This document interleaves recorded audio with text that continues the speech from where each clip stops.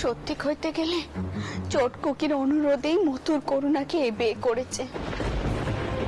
তাই নাকি? ছোট বৌমা, চটকুকির সাথে এ নিয়ে কোনো কথা তোমার হয়েছে? হয়েছে মা, সে কয়েছে সে নিজেকে সামলে রাখবে। আমি ঠিক করেছি মা, যত তাড়াতাড়ি সম্ভব আমি তার বিয়ের বন্দোবস্ত করব। যতই হোক মা, আগুন আর ঘিকে তো পাশাপাশি রাখা যায়নি, তাই না মা? ছোট বৌমা, আমিও আজ এ বিষয়ে একখানা কথা তোমায় কইব। আশা করি এই কথাখানা তোমার আর আমার মধ্যেই থাকবে মা। আমার বড় ছেলে হরচন্দ্র যখন চলে গেল, বড় বৌমার তখন একেবারে কাঁচা বয়স মা। তার উপর চন্দর আর হরচন্দ্রকে একেবারে একরকম দেখতে ছিল। আমারও তোমার মতো খুব ভয় করতো জানো, মনে হতো কি হবে।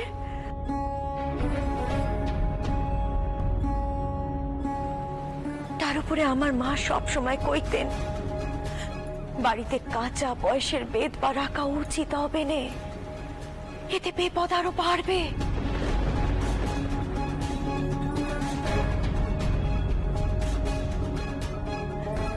মা বড় বৌমাকে কাশি বা বৃন্দাবন পাঠানোর কম চেষ্টা তখন করেনি, কিন্তু জানো আমার মন মানতো নে। আমি তো তোমাদের মেয়ের মতো ভালোবাসি।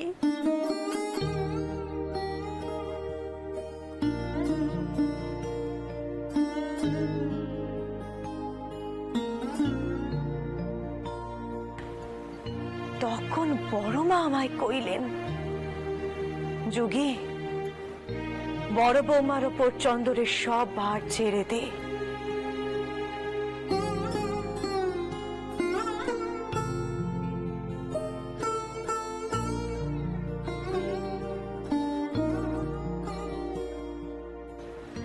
বড় বৌমার ছেলে পুলে নেই, ব্যাটার মতো করে সে তার ঠাউর পোকে দেখুক, তাতে কোনো সমস্যা হবে না।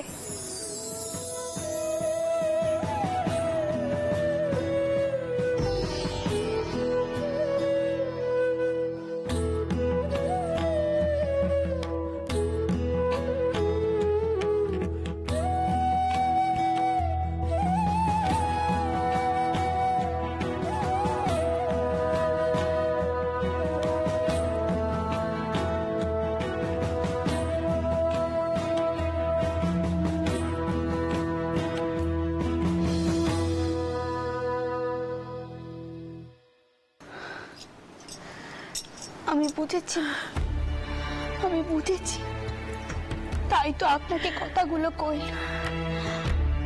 আমার মন থেকে সব বার নেমে গেল মা। আমি বুঝেছি ওদেরকে আটকালে চলবে না, ওদের মধ্যে জামাই বাবু আর শালির সম্পর্কখানা গড়তে দিতে হবে। ওদের সন্দেহ না করে বিশ্বাস করতে হবে। ওদের যদি আমি সন্দেহ করি তাহলে ওদের খারাপ লাগতে পারে, তাই তো মা?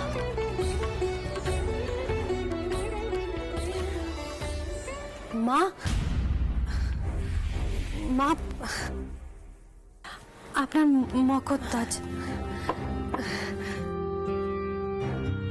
সত্যি রে বউ।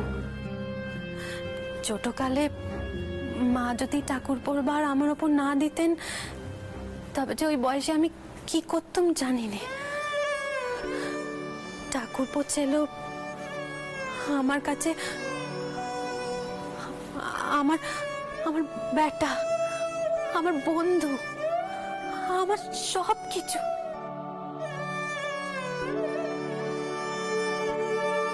তাকে নিয়ে অন্য কিছু পাবার কথা আমি দুঃস্বপ্নেও ভাবতে পারিনি।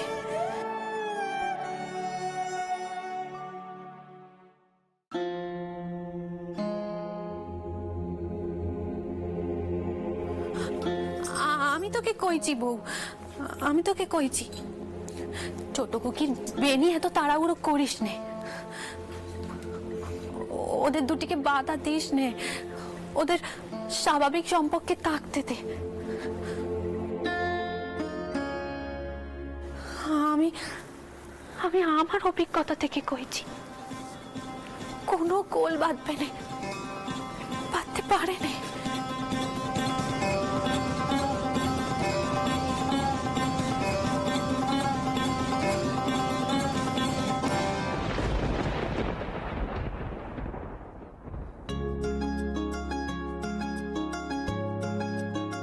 নিন ধরুন। এখন আবার কি নিয়ে বসলেন? কি সব সময় এত নেকাপড়া করেন বলুন তো? মাথা ধরেন আপনার? দেখি দেখি সরো, বুঝেছি। এই গৌরচন্দ্রিকা না করে আসল কথাটা বলো দেখি।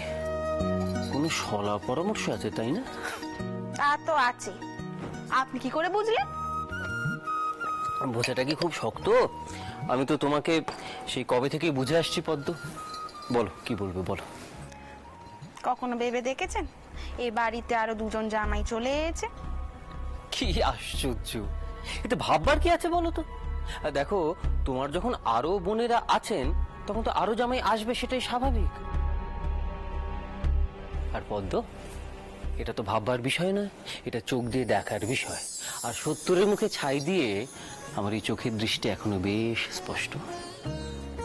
আমি যেমন তোমার এই সুন্দর মুখখানা দেখতে পাই, ঠিক তেমন ওই জামাইদের মুখগুলো আমি স্পষ্ট দেখতে পাই। তাতে সমস্যাটা কোথায়? সবেতে আপনার তামাশা। তো তামাশা করলে কি জীবন চলবে? শুনুন না, বলো বলো। কইছিলুম কি, এখন সময় এসে গেছে, এবার বাবা মশাইয়ের কাছে গিয়ে আপনার পাওনাটুকু বুঝে নিন।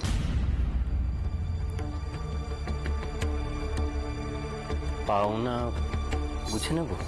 হ্যাঁ। তুমি ঠিক কি বলছো আমি বুঝতে পারছি না পদ্ম। আচ্ছা, তুমি তো আমার পাওনা, সেই তোমাকে কবে থেকে আমি বুঝে নিয়েছি। আর নতুন করে বাবা মশাইয়ের কাছে গিয়ে কি পাওনা বুঝবো বলো তো? হ্যাঁ, আমার পোড়া কপাল, এই ভালো মানুষটাকে নিয়ে আমি কি করব? বলি, এই কারবার, বিষয় আশয়, সম্পত্তি সবকিছুই একা মতুর বাবু অধিকার করবেন না? এখন থেকেই তো তাকে এ বাড়ির সবাই মাথায় তুলে একদম নাচানাচি করছে। বাবা মশাই তার জন্য আলাদা করে ঘর সাজিয়ে দিচ্ছে, মা তাকে বেশি বেশি করে গুরুত্ব দিচ্ছে। এরকম চলতে থাকলে তো বাবা মশাই সব বস্য তাকেই দিয়ে দেবে। আর আপনি, আপনার ভাগ্যে জুটবে কাঁচকলা। কেন এমনটা কেন হবে? আপনি কি বানে জলে ভেসে আছেন?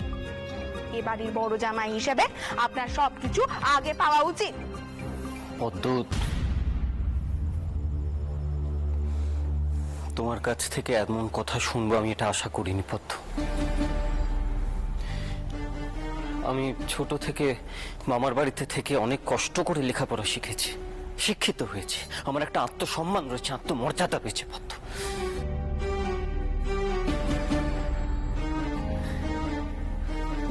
পদ্ম, আমি তোমার ভরণ পোষণের দায়িত্ব নিতে সক্ষম।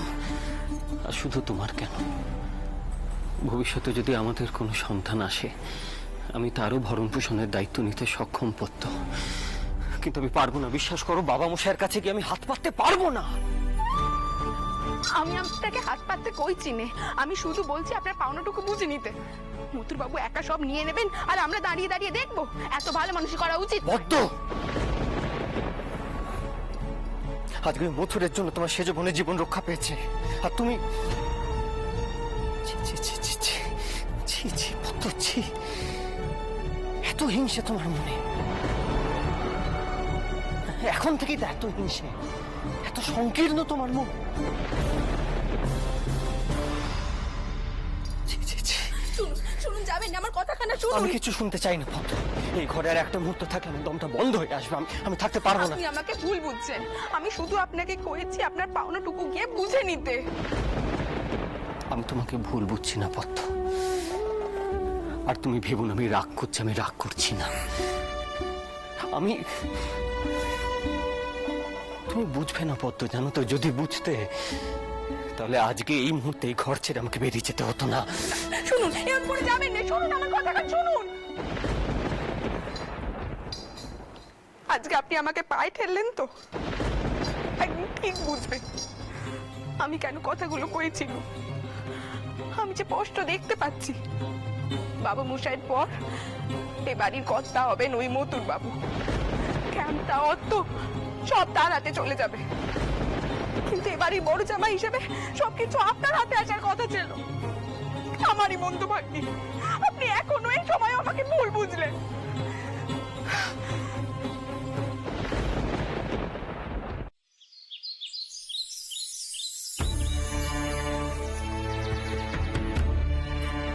আসুন। এবার কিন্তু সকলের সামনে আমার বোনের দায়িত্বটা নিতে হবে আপনাকে। আজকের পর থেকে কিন্তু আপনার আর ছুটি নেই। আমি কি কখনো ছুটি নিতে চেয়েছি? যাক, এতক্ষণে আমার সেই জামাই দাদার মুখ থেকে একখানা হালকা কথা শুনলুম। তাহলে নে নে, অনেক রঙ্গ তামাশা হয়েছে, এবার ভাত কাপড়ের আচারখানা আগে শেষ কর দেখি। রঙ্গ তামাশা আর কোথায় করলাম ছোট পিসিমা? এই বাড়ি তো শেষই হয়ে গেল, এরপরে তো আমাকেও সোনা বেরোতে চলে যেতে হবে।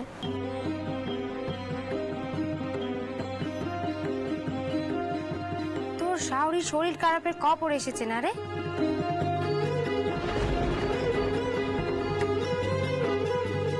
সৌরঘর থাকলে সেটাই তো সব, সেখানে দায়িত্ব আগে নিতে হয়।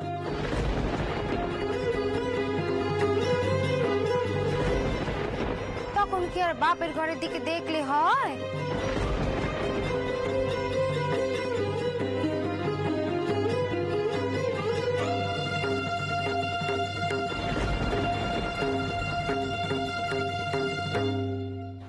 কথাটা কিন্তু তুমি ঠিক কইলে নে টাউটি।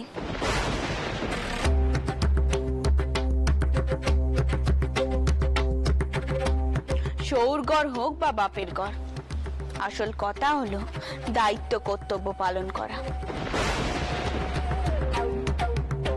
পদ্ম, ভাত কাপড়ের তালাখানা আনতে বলো, তাড়াতাড়ি অনুষ্ঠান শেষ করো দেখি। কি হলো কি পদ্ম, আমার কথা তোমার কানে গেল নে? কি এত ভাবছো?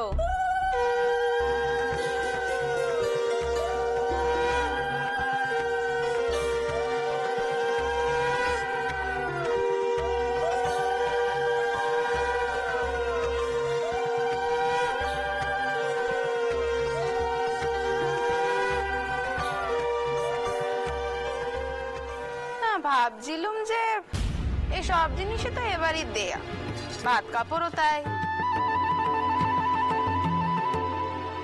তাহলে এবার বউ ভাত খানা হবে কি করে?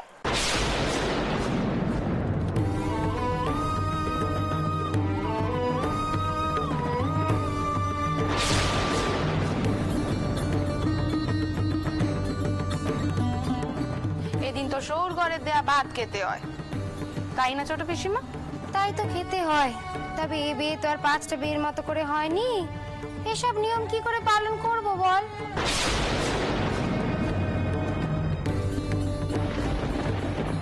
মা করুণা এই সবের মূল্য ধরে দিয়েছে মতুর।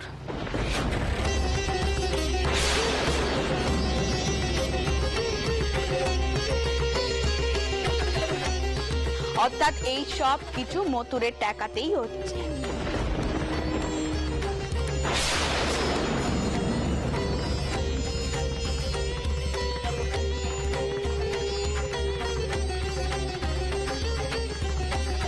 তুমি শুধু শুধু চোখের জল ফেলছো কেন?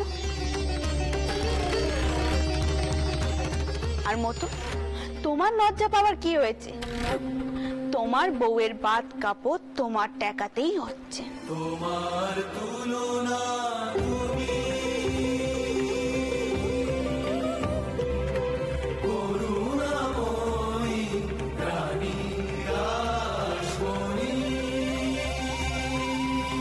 কুমারী, শুধু শুধু দাঁড়িয়ে না থেকে অনুষ্ঠান শুরু করো।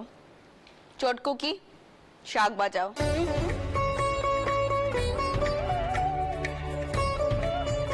তোমরা সকলে উলু দাও বাচ্চা।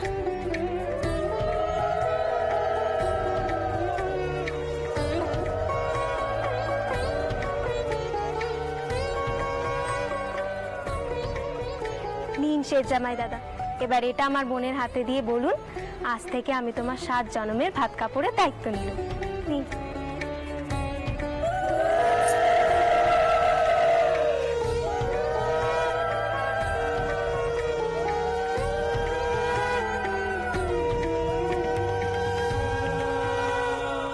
সাত জন্মের জন্য আমি আপনার ভাত কাপড়ের দায়িত্ব নিচ্ছি।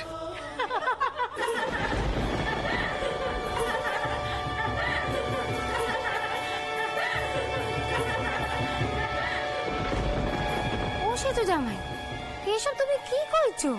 করুণা তো তোমার নিজের বিয়ে করা বউ, তাকে তুমি আপনি আগে করছো কোন দুঃখে? সত্যি কালে কালে যে আর কত কি দেখবো।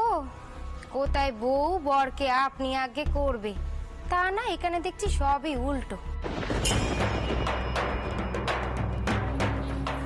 শোনো বাচ্চা, তোমার একখান কথা কই, তুমি হলে ওর পতি দেবতা, ও তোমার দাসী ছাড়া আর কিছু নয়।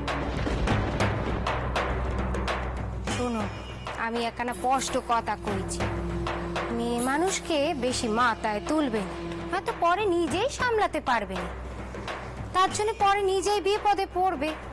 কেন গো ছোট পিসি, মেয়েরা স্বামীর দাসীবাদী হতে যাবে কেন?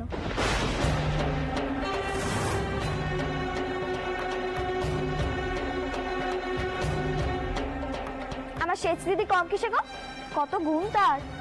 ও মা গো মা, এই ছোটটার কি ট্যাক ট্যাক করা কথা হয়েছে। সেদিন জন্মাতে দেখলাম, আজ আমার মুখের উপর কথা কইছিস। বলি ও বউ, তুমি কেমন শিক্ষা দিচ্ছ? তোমার ছোট মেয়ে নিজেকে কি মনে করে? আমি কই দিচ্ছি বউ, এই মেয়ের বিয়ের পর কপালে বড় দুঃখ আছে। বারে, আমি ভুল কি কইলু? তুমি শুধু শুধু আমার উপর চড়ছো কেন? সেটা যদি তুই বুঝতিস তাহলে এই কথাগুলো কইতিস না ছোট খুকি। কিছু মনে করবেন না বড়দিদি, আমার মনে হয় উনি ঠিক কথাই বলছেন।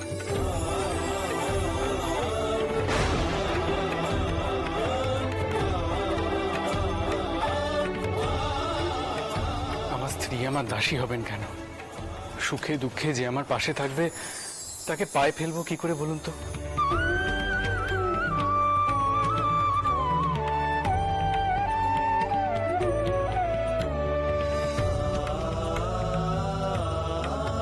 উনি আমার যোগ্য সম্মানের অধিকারী, আর সে সম্মান আমি সারা জীবন তাকে দেব।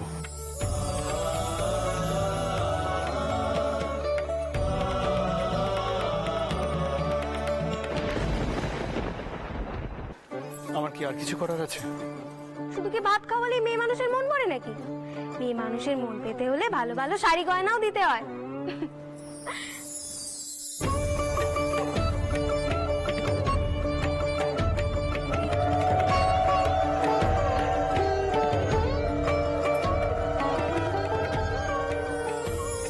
আপনাকে সত্যি এখন নিজে থেকে উপহার দিতে পারছি না, অথচ দেওয়াটা উচিত ছিল। জলপানির টাকার সামান্যই বেঁচে আছে, সেই দিয়েই কিছু কিনতে হবে।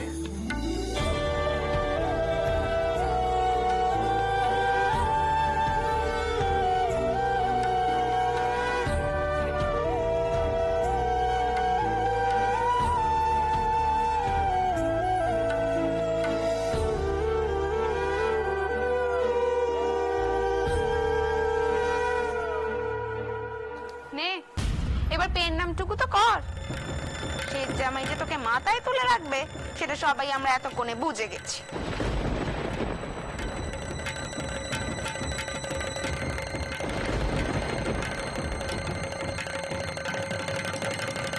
না না, আমাকে প্রণাম করবেন না দয়া করে। প্রণাম নেবার মতো আমার এতটাও যোগ্যতা নেই।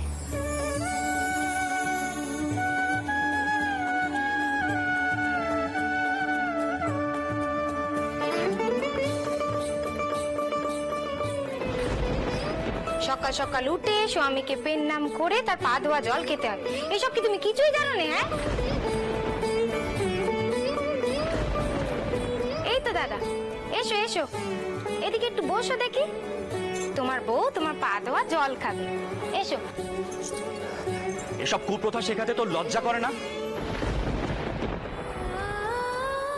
রানী এসব নিয়ম কানুন মানবে না।